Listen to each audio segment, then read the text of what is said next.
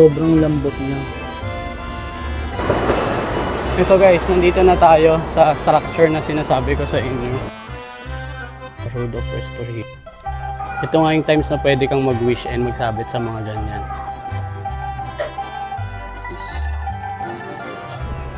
Dito naman sa street na to is naka-design na sila ng Tanabata.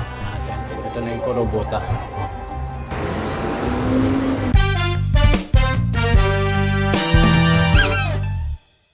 Konnichiwa J-Peeps, it's our day 2 here in Kagoshima and ngayon nga is aalamin natin kung bakit nga tinawag na Naples of the Orient itong lugar na to. Dahil nga ang lugar na to ay meron ding sariling volcano, merong bay view, and meron din silang European inspired na mga streets. Pero hindi lang yan, dahil meron din ditong samurai history. So dito nga natin, dito sa Kagoshima, and kaka-check out ko nga lang sa hotel. And yung first stop nga natin is itong Ishinomichi or ang Road of Restoration. Matatagpuan nga natin dito yung monument ng isang sikat na tao dito sa Japan. Papakilala ko siya sa inyo. Dito nga ako nagstay guys sa may kulay blue na yan, Hotel Taisei. And dito nga is makikita natin itong sculpture or monument ni Okubo Toshimichi. Isa nga siya sa mahalagang samurai during Meiji Restoration. Actually, taga Kagoshima si Okubo and isa siya sa mga founders ng modern Japan. Tulong nga din siya sa pagpapababa sa Tokugawa Shogunate at siyang nag-push ng Western style reforms. Pinupush niya nga dito sa Japan is modernization without clanism. Buti na nga lang 280 meters away lang yung Museum of the Meiji Restoration para mas maintindihan natin yung history. Ngayon guys, papunta tayo dun sa Museum of Meiji Restoration. Tama na muna yung mga history na yan. So, lakad-lakad muna tayo dito sa area. Bago nga makarating sa museum is makakita tayo ng mga ganitong klaseng shop dito. Ang ganda. Parang mga mobile shop siya na pagkain and may mga inumin din. Gusto ko sana kumain kaso nagpe-prepare pa lang sila. So, next time na lang guys or if may chance kayong kumain dito, daanan nyo na rin sila. Ang ganda ng view guys papunta sa museum and tingnan nyo, itong mga puno na to are cherry blossom. So, I'm pretty sure na kapag spring, sobrang ganda ng lugar na to. Miski nga yung toilet nila dito, medyo sinauna. I think itong building na to guys yung pupuntahan nating museum. Nandito na tayo ngayon sa Museum of Meiji Restoration. Ang entrance fee nga pala dito is ito, 300 yen sa mga adults and 150 sa mga bata. Ito naman pag groups of 20 pataas. Pasok tayo. Okay. Wakarimashita. Thank you so much. Ayan guys, nakakuha na tayo ng ticket and kung may cute pass ka nga is 240 yan lang siya. May discount. Ganito yung itsura sa loob guys and parang ako lang mag-isa dito. Pakita ko na lang muna sa inyo yung mga clips dito and at the end of the clips is explain ko kung ano man yung natutunan ko.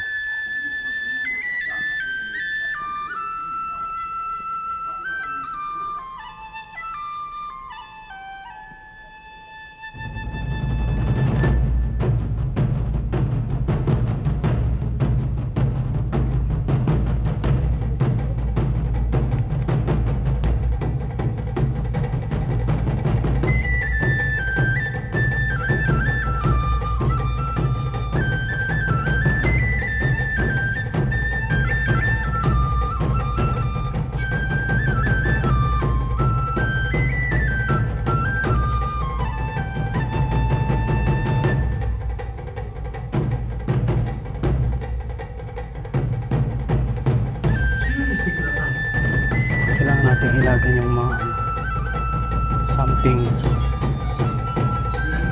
keep out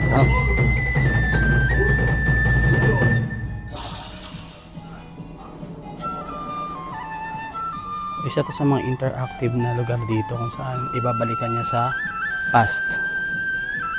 Ito sa kanya.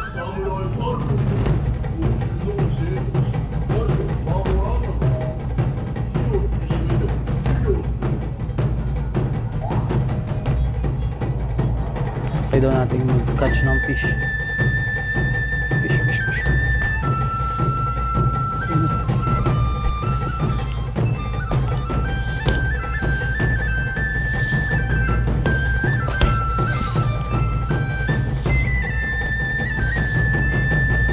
Naglaro ang bata.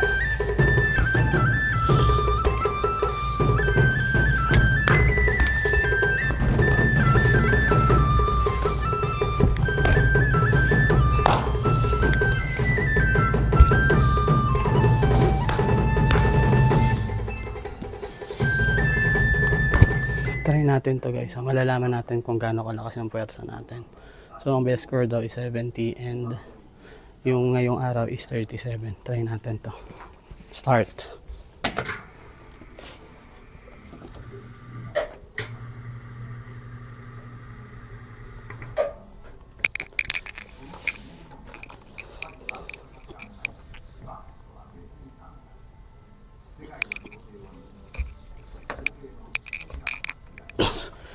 Guys, 57.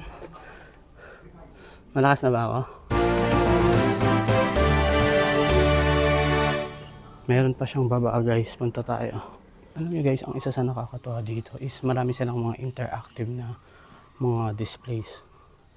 Kung saan makakapag-experience ka na matututo ka pa.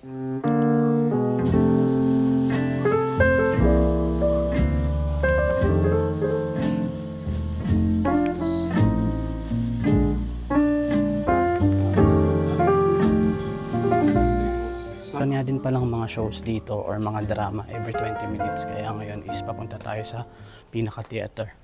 Dalawa nga yung show dito. Merong The Road of Restoration and also yung Satsuma Students Go West. So ito muna yung papanoorin natin. And later is papanoorin ko rin to para mas maintindihan natin. Ito yung schedule. Ang ganda ng theater guys. Tapos nga lang yung dalawang show na pinanood natin. And grabe, marami ka talagang matututunan. And malaking bagay din na meron silang audio, English audio. If mahilig kayo sa history is pumunta kayo dito guys. Sobrang interesting kasi mas maiintindihan nyo yung yung history ng Japan. Kasi marami na ako napuntang mga museum dito and parang ito yung naging end ng mga napanood kong video sa mga museum and yung mga nakita kong museum. So nandito yung parang yung pinaka-ending bago tayo dumating sa modern world. Bago nga tayo lumabas is matadaanan din natin itong mga souvenir shop. So if may gusto kayong bilhin, bumili na muna kayo dito. And hindi siya ganun kamahal guys. Ito yung mga available. So ayun lang guys, ngayon is lalabas na tayo and hanap muna tayo ng makakainan dito sa area na to. Grabe, sobrang init. It's currently 1:10 na ng tanghali. And paglabas nyo guys, madadaanan nyo tong bridge na to. And sa tawid ng bridge, nandun na nga yung tinatawag nilang Naples Street. And halata naman, tignan nyo guys. Mayroong Marco Polo shop na may Italian plug. Museum. Grabe, sobrang hindi pa rin ako makaget over dun sa mga natutunan ko. And I think madadala ko siya forever. And for sure, ikukwento ko yun sa mga friends ko. Magsasawa kayo sa mga kwento ko. Alam mo ba sa Japan, ganito rin yan. Ready na kayo ha? Nandito na tayo sa Marco Polo, pero since nasa Japan ako, ayoko sanang kumain ng Italian food. Pero kung interested kayo sa mga ganitong pagkain, ayan yung menu nila.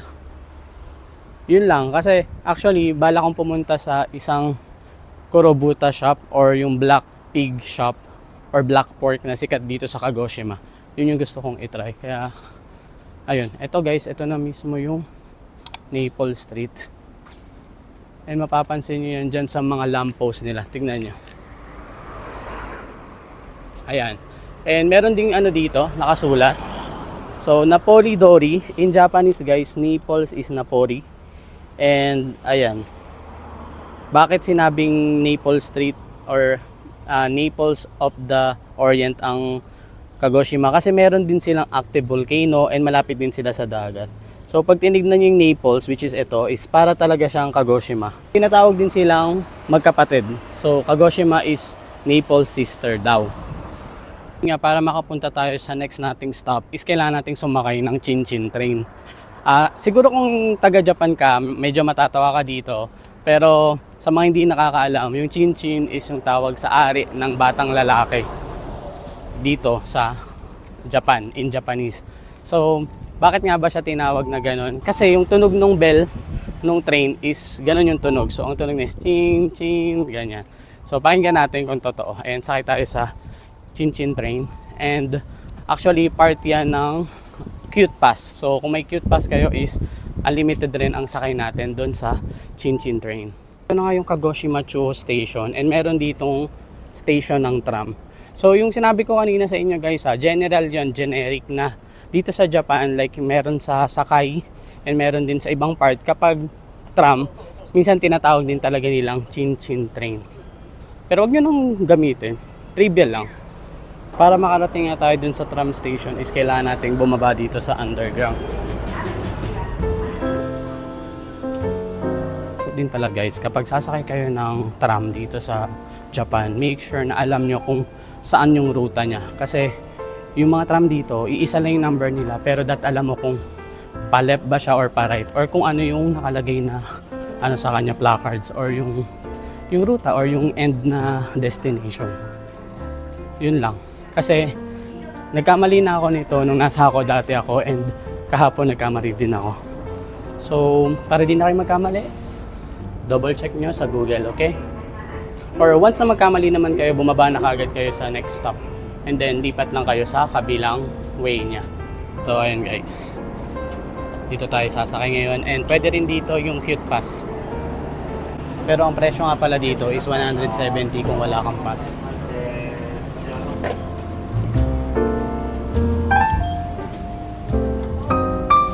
So, ayun guys. Nandyan tayo sa Kagoshima Tube Ekimae, yung number 11. And papunta tayo dyan sa Tenmon Kangdori.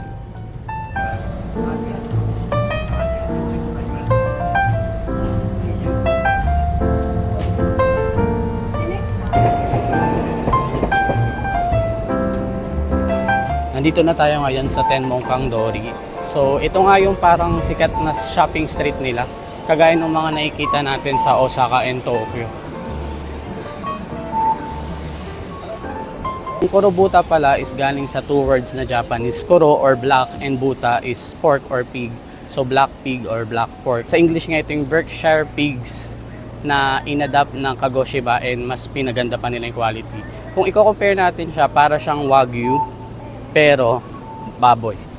Okay? Compare lang pero hindi siya Wagyu. Wagyu kasi means Japanese beef or Japanese cow. Yun lang. Ang Kurobuta is type of pork. Makikita nyo siya sa iba't ibang klaseng dishes dito sa Japan. Pwede rin sa mga ramen kagaya nito. Pero ang kakainin natin ngayon is yung sikat na tonkatsu, or yung para siyang pork chop na may breadings. Pero ito, ang gamit nila is yung Kurobuta. Tayo kakain sa Ajino Roppaku, and nakalagay dyan tonkatsu. Kaya tayo sa second floor. Sa baba is nakalagay na yung presyo para hindi na kayo magulat pagdating sa taas. Siguro ang orderin lang natin itong basic. Dito na lang tayo umupo para may privacy ng konti. So ayun guys, umorder na tayo. So merong types dito. So ito yung mga Kurobuta, and ito naman ibang type siya ng pork. And ito. So ang pagkakaiba niya is yung part. So yun, mas pinili ko yung oily daw, itong roast. Yun lang. So ito na guys, dumating na yung order natin. Ito na yung Kurobuta. Medyo mahal siya compared sa mga normal na tonkatsu kasi nga hindi ata stress itong baboy na to. Sana all no, hindi stress at inalagaang mabuti. Buti pa yung baboy. Uy, sana all! Pakita ko sa inyo para makita nyo kung ano itsura niya. Stress-free environment. O, ayan. Grabe naman yung juiciness, di ba? Grabe, no? Tikman natin kung masarap din ba to. Taste test na tayo, guys. Itadakimasu. Grabe. Sobrang lambot niya. Tapos nagme-melt siya sa mouth mo. Grabe, first time ko nakatikim ng ganito. And parang hindi siya baboy sa ano niya, sa texture. Kasi grabe yung lambot.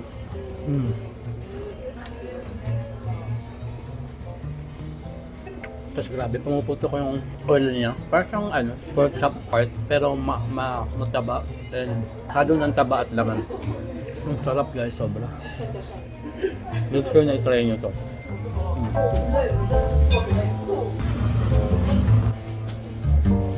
Tapos na nga tayong kumain, and grabe, sobrang sarap guys. And ang pangalan nga pala ng shop is Ajino Roppaku, and it's GP recommended. Try nyo. Again, dito nga siya located sa Tenmon Kangdori, and ito yung itsura ng street na yon. Meron din ditong Matsumoto Kiyoshi, may ABC mark dito, and parang usual lang siya ng mga tindahan yung usual na mga street sa Japan na maraming tindahan, ganun. Meron din ito sa Nagoya, meron din ito sa Japan. Ngayon nga is pupuntahan naman natin yung end nitong side na to kasi dito nga is yung nadaanan ko kahapon na mukhang European vibes. Parang may mukhang simbahan. Pakita ko sa inyo and tignan natin kung ano nga ba yun.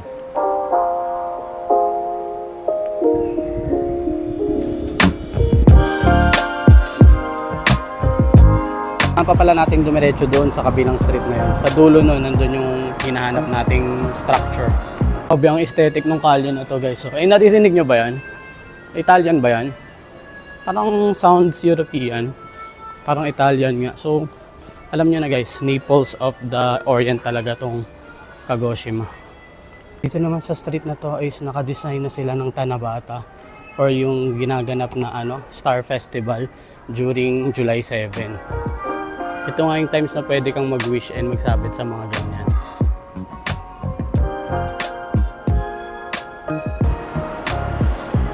Kung napapanood nyo tong video na to, mag-comment kayo ng wish nyo para matupad din siya. Ito guys, nandito na tayo sa structure na sinasabi ko sa inyo. And I think ito na mismo kinatatayuan natin yun. Grabe, ang ganda. Tapos makikita mo pa yung mga tram na dadaan, ganyan. Diba? Ito man yung structure na yun, it's Yamakataya. And isa siyang mall. Ayan nga yun, tignan nyo. Grabe, ang ganda. Parang hindi Japan.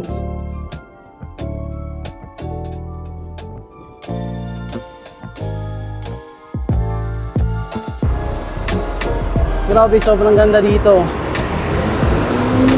Ito na nga yung kabuuan ng building and meron yung Louis Vuitton. So mall nga siya guys.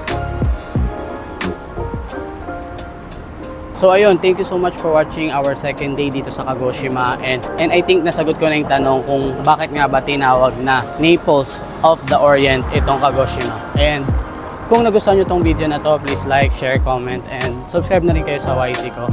And ayun lang, if may suggestion kayo mga video, comment nyo na rin dyan and thank you so much for watching. Always. See you, Nara.